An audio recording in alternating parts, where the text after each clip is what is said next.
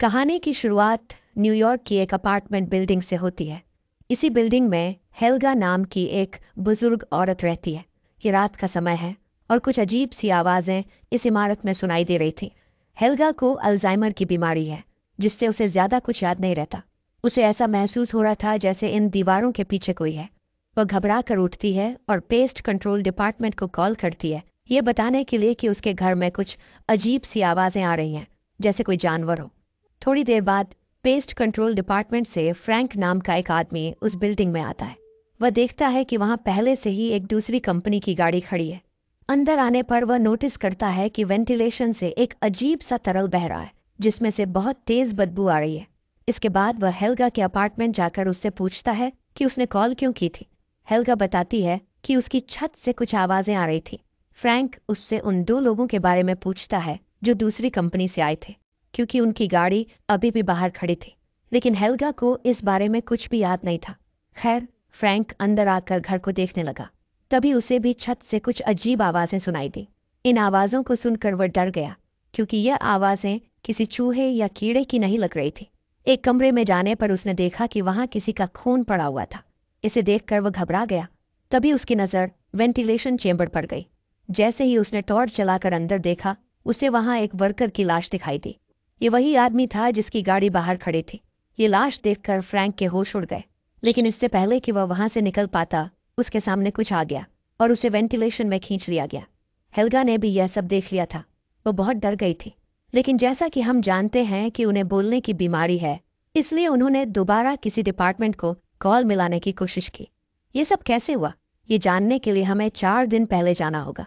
4 दिन पहले स्पेस से आने वाला एक मेटियोर हेल्गा के अपार्टमेंट से टकरा गया था। हेल्गा के साथ उन्हें अपार्टमेंट में उसकी पोती शार्लेट अपनी मॉम और अपने स्टेप डैड के साथ रहती थी, और अक्सर ही वेंटिलेशन पाइप के जरिए वो अपनी ग्रैंड माँ के घर आ जाती थी, क्योंकि यहाँ उसका काफी सामान रखा था। और आज जब वो अपने टॉयज लेने के लिए यहाँ आई, तब उसने यहाँ पे वो मेट्रॉइड देखा, जिस मेट्रॉइड के ऊपर एक अजीब सा स्पाइडर था। ये स्पाइडर शार्लेट को बहुत अच्छा लगा, इसीलिए उसने इस स्पाइडर को एक जार में बंद कर दिया और फिर अपने घर आ गई। शार्लेट के डैड एक कॉमिक राइटर थे। अक्सर ही शार्लेट उनकी कॉमिक स्टोरीज लिखने में उनकी मदद करती थी। आज भी जब वो अपनी कॉमिक के लिए स्केचेस बना रहे होते हैं, तो शार्लेट उनके पास आ जाती है। वो यहाँ उनकी कॉमिक कैरेक्टर की आंखों में देख करते हुए कहती है कि अगर आप अपने कॉमिक को एवल बनाए तो ये ज्यादा बिकेंगे। इनकी इन्हीं बातों के दौरान हमें पता चलता है कि शार्लेट के स्टेप डैड तो उसे बहुत प्यार करते हैं, लेकिन शार्लेट आज तक उन्हें अपने डैड की जगह नहीं दे पाई। शार्लेट की मॉम अक्सर ही शार्लेट की ग्रैंड माँ इन्हीं हेल्गा के घर जाकर उनका ख्याल रखा करती थी, क्योंकि बेशक शार्लेट के डैड ने उन्हें धोखा दिया था, लेकिन शार्लेट की ग्रैंड माँ ने नहीं। वो तो आज तक उनसे बहुत प्यार करती थी। यहाँ तक कि शार्लेट के डैड ने तो अपनी मॉम यानी शार्लेट की ग्रैंड माँ को भी धोखा दिया था, जिसके चलते उनकी दिमागी हालत इतनी खराब हो गई कि वो सब कुछ भूलने लगी। खैर, अब हमें दिखाया जाता है कि शार्लेट उस स्पाइडर को पोस्टर देख रही थी, तभी उसके पास एक बग आ जाता है। शार्लेट अपने हाथ से उस बग को मार देती है और इस बग को देखते ही वो स्पाइडर शोर करने लगता है। शार्लेट को लगा कि शायद ये स्पाइडर भूखा है। अब वो अपने मरे हुए बग को स्पाइडर को खिला देती है, जिससे स्पाइडर एक ही बार में निकल चुका था। ये देखते हुए शार्लेट हैरान रह गई थी कि कैसे एक स्पाइडर इतने बड़े बग को एक ही बार में खा सकता है। इतनी देर में शार्लेट के स्टेपडैड, जो अपनी कॉमिक स्टोरी लिख रहे थे, उन्हें कुछ कंफ्यूजन हो जाती है। वो शार्लेट से हेल्प लेने के लिए जब उसके रूम में आते हैं, तो उनकी नजर पड़ती है उसी जार पे जिसमें स्पाइडर रखा था। शार्लेट इस टाइम शायद वॉशरूम में थी, इसीलिए वो स्पाइडर को वो से देखते रहे। और जैसे ही शार्लेट अंदर आई तो उन्होंने शार्लेट को बताया, मैं तुम्हारी मदद लेने के लिए आया हूँ अपनी स्टोरी के लिए। शार्लेट कहती है, फिक्र न करिए, आपकी मदद जरूर करूंगी, लेकिन अभी मुझे सोना है। जिसके बाद उसके डैड उसके रूम से चले जाते हैं और ये लोग सो जाते हैं। रात में स्पाइडर हिलजुल करने लगा। शायद उसे भूख लग रही थी, पर जितना उसने खाना खाया था उतना उसके लिए काफी नहीं था। बड़ा शिकार ढूंढने के लिए ये स्पाइडर इस जार से निकल जाता है। वेंटिलेशन पाइप से होता हुआ वो एक दूसरे अपार्टमेंट में चला गया, जो शार्लेट के स्टेप डैड की मॉम का था, यानी शार्लेट की सेकंड ग्रैंड माँ। ये स्पाइडर शार्लेट की सेकंड ग्रैंड मॉम के पेरेट के ऊपर हमला कर देता है। सुबह होने पर जब ग्रैंड मॉम ने उसे दिखा तो उन्होंने जोर से चीख लगाई, जिसे सुनते हुए शार्लेट के डैड उनके घर पहुंचे और वहां जाकर उन्होंने देखा कि किसी ने उनके पेरेट को बहुत बुरे तरीके से मारा था, यहाँ तक कि उसकी हालत भी देखने के काबिल ही छोड़ी थी।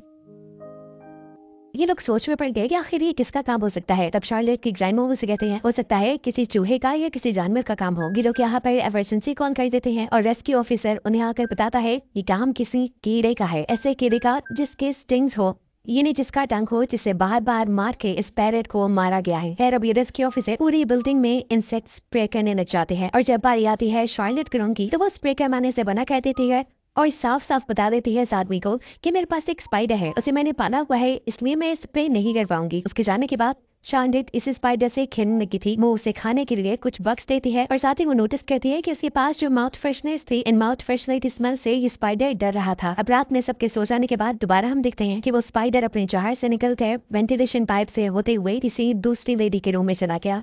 स्पाइडर को देखते हुए उस लेडी का डॉग भौंकने लगा था। वो अपने डॉग को वहाँ से साइड पे करती है और अपनी फैमिली की फोटो उठा लेती है। अभी फोटो देख ही रही थी कि उसके ऊपर स्पाइडर आके गिरता है, जिसे देखते ही वो डर गई।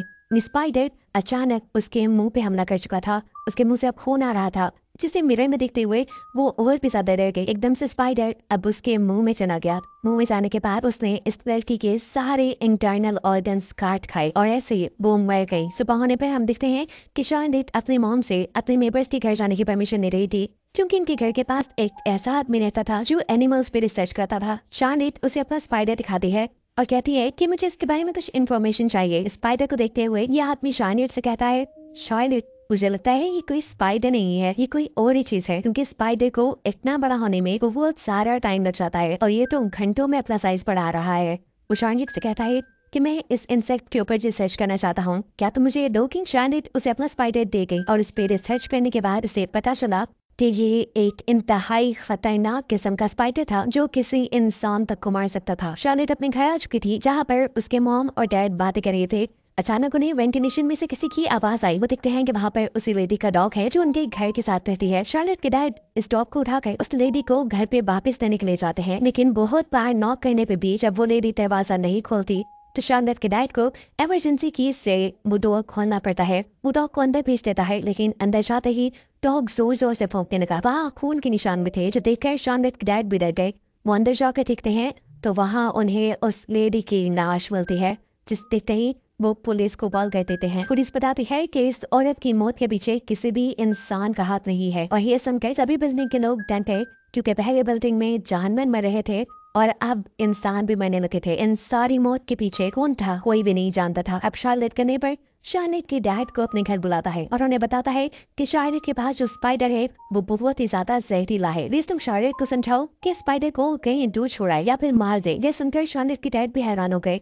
वो इस आदमी से पूछते हैं कि क्या ये स्पाइडर किसी इंसान को मार सकता है। जान के शार्लेट के डैड को गुस्सा आता है और वो अपने पार्टनर में वापस जाकर शार्लेट से स्टिंग के बारे में पूछते हैं, लेकिन वो कुछ नहीं बताते। उसके डैड उसे कहते हैं तुम्हें हमसे कुछ नहीं छुपाना चाहिए क्योंकि इससे तुम्हें नुकसान पहुंच सकता है, लेकिन शार्लेट अपना मुंह बंद रखती है। उसके डैड उसे कहते हैं तुम्हें इस खतरनाक स्टिंग को फेंक देना चाहिए क्योंकि ये एक एक करके सबकी जान ले लेगी। जिस पर शार्लेट अपने डैड की मिन्नतें करने लगती है, फिर उस स्टिंग के साथ ऐसा नहीं करना चाहती। उसके डैड उसे बताते हैं मैंने पहले ही तुम्हारी उस जहरीली स्टिंग को उठाकर बाहर फेंक दिया है। रात को स्टिंग वापस अपार्टमेंट में आ जाती है। वहाँ गंटर अपनी कैट को ढूंढ रही थी, लेकिन उसे वो कहीं नजर नहीं आती। फिर अचानक उसे कैट की आवाज सुनाई देती है तो वो उसके लिए बनाए गए छोटे से कंपार्टमेंट के अंदर जाती है ताकि उसे देख सके, लेकिन वहाँ स्टिंग पहले ही अपने शिकार का इंतजार कर रही थी। जैसे ही गंटर अंदर जाती है स्टिंग तुरंत उसे दबोच लेती है और उसे भी मारकर वही हाल करती है जो उसे मारिया का किया था। अगली सुबह गंटर की मौत से बेखबर सब अपने अपने कामों में मसरूफ थे। शार्लेट अपने छोटे भाई के साथ खेल रही थी और उसके डैड टीवी को ठीक करने की कोशिश कर रहे थे जो कई घंटों के बाद भी ठीक नहीं हुआ था। इसलिए उसके डैड टीवी की स्क्रीन पर एक पंच मारकर अपना गुस्सा निकालते हैं। तभी वहाँ शार्लेट की मॉम आ जाती है जो उसे अपने छोटे भाई को रूम में ले जाने का कहती है। तो शार्लेट अपने भाई को लेकर रूम में चली जाती है। शार्लेट अपने मॉम डैड की झगड़ों की आवाजें सुनने से बचने के लिए हेडफोन्स लगा लेती है। शार्लेट के मॉम डैड किसी बात पर लड़ाई कर रहे थे जब अचानक शार्लेट की मॉम को हॉल की छत पर एक बड़ा स्पाइडर नजर आता है, जो कोई और स्पाइडर नहीं बल्कि शार्लेट की ही पाली हुई स्टिंग थी जो अब बहुत बड़ी हो चुकी थी। इससे पहले शार्लेट के डैड कुछ कर पाते स्टिंग तुरंत उन पर हमला कर देती है। दूसरी तरफ शार्लेट को कुत्ते के भौंकने की आवाज आती है तो काफी देर से भौंक रहा था। शार्लेट अपने रूम से बाहर आती है ताकि किचन से कुत्ते के लिए कुछ खाने के लिए निकाल सके। शार्लेट बाहर आती है तो स्टिंग उसे देखकर जल्दी से उसके डैड को घसीट कर एक तहखाने में ले जाती है जहाँ वो अपनी शिकार को रखती थी ताकि उन्हें बाद में खा सके। वो शार्लेट के डैड को तहखाने में ले जाकर अपने बनाए हुए एक जाले में डाल देती ही चलता। शार्लेट का कुत्ता खाना मिलने के बाद भी भौंकना बंद नहीं करता तो शार्लेट को शक होता है इस दाल में कुछ तो काला है, इसलिए वो अपने मॉम डैड को अपार्टमेंट में ढूंढने लगती है, लेकिन वो उसे कहीं नजर नहीं आते। अब शार्लेट को स्टिंग पर शक होने लगा था कि उसके मॉम डैड शायद उसी की वजह से गायब है। तभी शार्लेट को दीवार पर स्टिंग नजर आती है जो बहुत बड़ी हो गई थी। शार्लेट उसे देख कर पूरी तरह डर जाती है और मारने के लिए कोई वेपन ढूंढने लगती है। शार्लेट अपनी ग्रैंडमा हेल्गा के पास जाती है जो स्वेटर बनाने के साथ साथ टीवी भी देख रही थी जैसे वो हमेशा करती है। शार्लेट हेल्गा से पूछती है, आपने कुछ ऐसा देखा जिसे देख कर आप परेशान हो गई हो, या कोई डरावनी चीज? जिस पर हेल्गा ना कहती है। शार्लेट अपने कुत्ते को बुलाती है लेकिन वो यहाँ नहीं आता क्योंकि हेल्गा हर वक्त अपने इर्द गिर्द मोथ बॉल्स रखती थी जिसकी स्मेल कुत्ते को पसंद नहीं थी और इससे कीड़े भी दूर रहते थे। इसी वजह से स्टिंग अभी तक हेल्गा पर हमला नहीं कर सकी थी क्योंकि कुत्ते की तरह वो भी मोथ बॉल्स की स्मेल से वहाँ नहीं आ पा रही थी। शार्लेट हेल्गा के मोथ बॉल्स उठाकर किचन में ले जाकर ग्राइंड करती है और उससे एक लिक्विड बनाकर अपने साथ ले जाती है।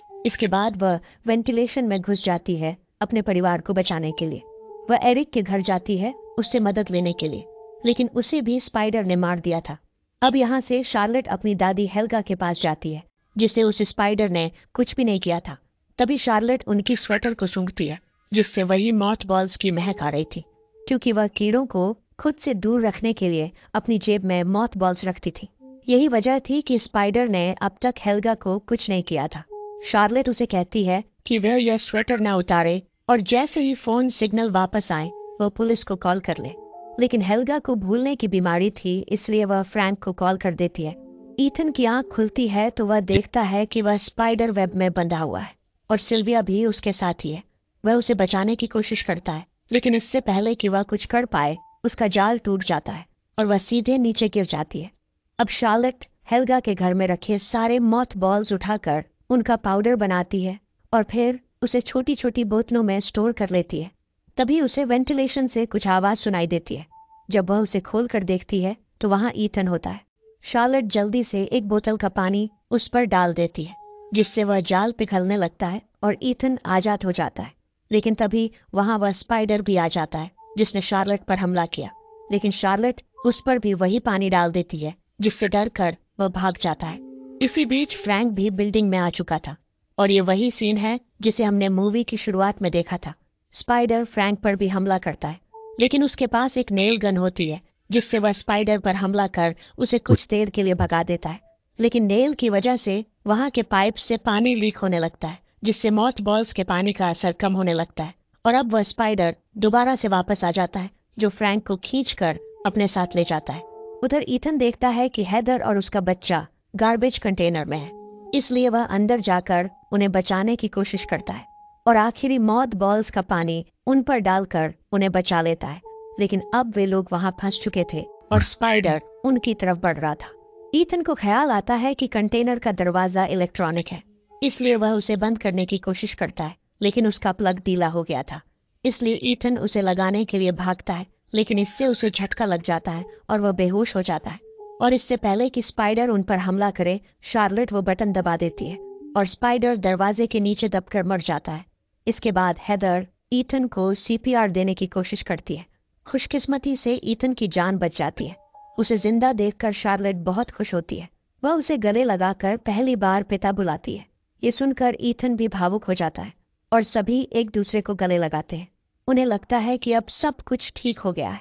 लेकिन मूवी के आखिरी सीन में हम देखते हैं कि उस स्पाइडर के शरीर में बहुत सारे अंडे थे जिनमें से एक अंडा फट जाता है और इसी के साथ ये मूवी